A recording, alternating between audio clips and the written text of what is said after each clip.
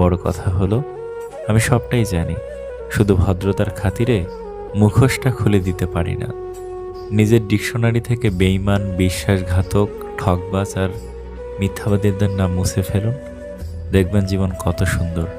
সময় ভালো কিংবা খারাপ পেরিয়েই যায়, কিন্তু কথার হৃদয়ে থাকা মানুষগুলো স্মরণীয় হয়ে থেকে যায়। অনুমান ভুল হতে পারে, কিন্তু অনুভব কখনো ভুল হয় না।